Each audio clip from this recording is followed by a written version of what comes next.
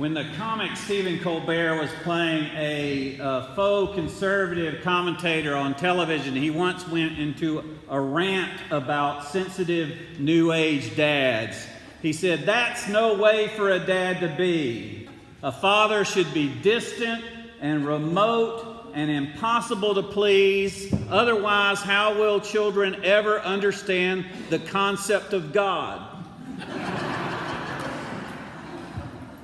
Now, my father came of age before the era of sensitive New Age guys, but he was taking steps in that direction. He was minister of the St. Francis Episcopal Church in Macon, Georgia, and one of the enduring lessons I learned from him was the prayer of St. Francis, a prayer that he offered at my ordination service 20 years ago.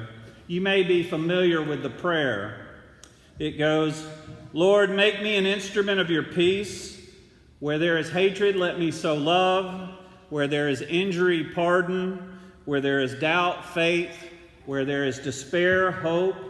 Where there is darkness, light. Where there is sadness, joy." This morning, I want to take that last line and expand it and make it plural and say, "Where there is sadness, may we bring joy." So complete that sentence for me. Where there is sadness. Exactly. That's your part this morning. When I began planning this service, I had no idea how much sadness would be in the air this week. This week we've heard the Bible quoted to justify the forcible separation of children from their mothers and fathers, lactating babies taken away from breastfeeding mothers. This week we've learned about a migrant father separated from his wife and child at the U.S.-Mexico border who had an emotional breakdown in a Texas jail and took his own life. Fortunately, there have been many religious leaders who have spoken out for these children, including the one who posted online this quote, "People who tore children from their parents in the Bible, 1, Pharaoh, 2, Herod, 3, Pontius Pilate. So separating children from their parents is biblical, but I'm not sure you want to be counted in that crowd."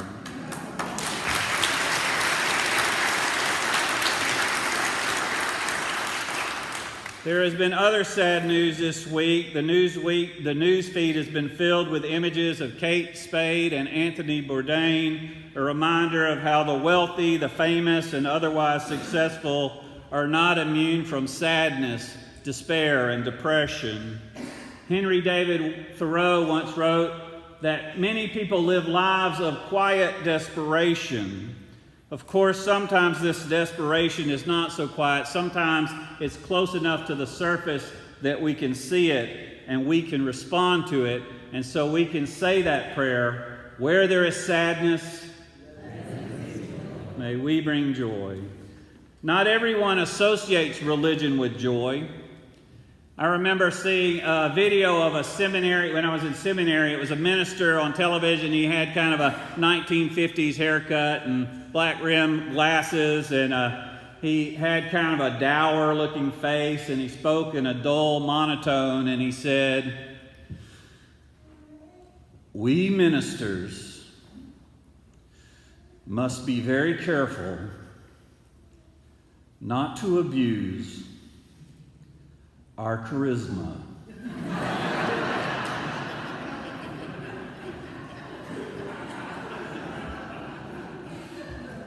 I think many of us have met ministers like that.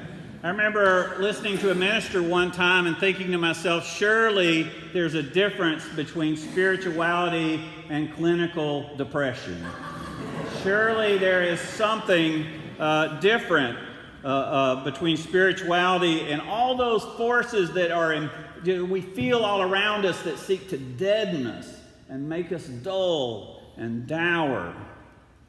In April 1966, Time magazine ran a cover story with the question on the front page, "Is God dead?" And the best answer I ever heard came from Erich Fromm to that question. He was a humanistic psychology of that era. And he said, the most important question we can ask ourselves is not, is God dead? The most important question we can ask is, are we dead? Are we dead inside? Have we lost connection with the source of energy and vitality and life that we need so desperately?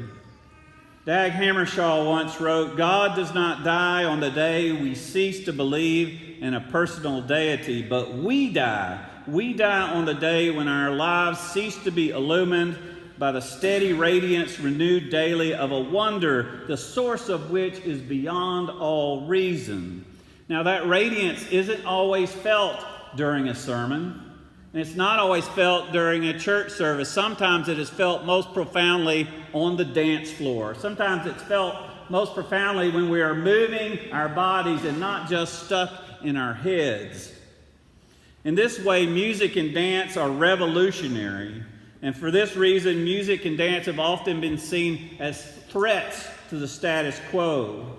For instance, in the 1940s, swing dancing was denounced by the Nazis and banned from many parts of Germany and the occupied territories. In the minds of the authorities, swing dancing was anti-fascism, a threat to the totalitarian state. Swing dancing was denounced as alien, not only because it was American music, but because the music has its roots in African American culture, and many of the musicians at the time who played it were Jewish. So posters denouncing swing dancing were unambiguously racist in tone, and they contained gross caricatures and derogatory language. Swing dancing was condemned as degenerate music, leading to moral depravity and sexual licentiousness. The Nazis sent spies to go infiltrate swing dances and take notes on what they saw. Now, most swing dancers at the time were teenagers. It was a very young movement at the time, and by most accounts, their behavior wasn't any different from the teenagers of every other era in human history. But here's the thing, to authoritarian governments and to authoritarian religion, the behavior of teenagers is always shocking. It's always shocking. It's like the philosopher La Rochefoucauld once said, elders love to condemn the young for the sins they no longer have the energy to commit themselves.